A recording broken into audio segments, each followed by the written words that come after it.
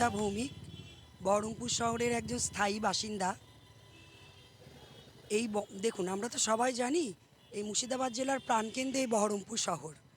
এই বহরমপুর শহরে এখন বিভিন্ন প্রান্তের মানুষজন এসে বসবাস করছে এবং দিন দিন যানজট বাড়ছে, দূষণও বাড়ছে। এটা তো শুধু আমার সমস্যা নয়, এটা এলাকার সকলেরই সমস্যা। তো এই সমস্যাটা আমি কলকাতা টিভির মাধ্যম দিয়ে পৌঁছে দিতে চাই। এবার দেখুন বাকি মানুষজন কি বলছে। লোকজনের বাড়িঘরের সংখ্যা বাড়ছে, হ্যাঁ, যানজট হচ্ছে, দূষণ হচ্ছে।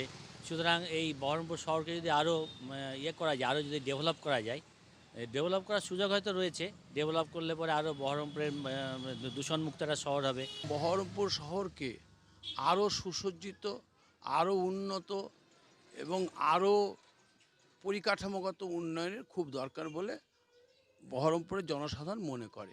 সাধারণ মানুষের সাথে কথা বললাম, বা চলুন দেখি বহরমপুর পৌরসভা এই বিষয়ে কি বলে। আমরা তো দীর্ঘদিন ধরে প্রপোজালটা দিয়েছিলাম, প্রথমটা আমাদের বোর্ডে আমরাই দিয়েছিলাম যে এই এরিয়াগুলোকে মার্জ করে কর্পোরেশন কথাটা আমি ওর মধ্যে আসছি না। স্মার্ট সিটি মানে ইকুইভ্যালেন্ট টু কর্পোরেশন। অনেক আপনার অপরচুনিটি থাকছে, যেগুলো যে বড় বড় শপিং মল এখানে আসবে, যার ফলে অর্থনৈতিক বিকাশও তৈরি হবে এবং তার পরের স্টেজে আপনার এয়ারপোর্ট তৈরি হবে। এই এতগুলো অ্যাডভান্টেজ আছে। তো কথা শুনে বহরমপুরবাসীর মনে তো উন্মাদনা, খুশির উল্লাস জেগেছে, কারণ সকলেই চায় নিজের শহরকে সুন্দর করে গড়ে তুলতে। তো চেয়ারম্যানের আশ্বাস তো পাওয়া গেল। বহরমপুর থেকে কল্যাণ চন্দ্রর সঙ্গে রিপোর্টার দিদি মধুমিতা ভৌমিক, কলকাতা টিভি।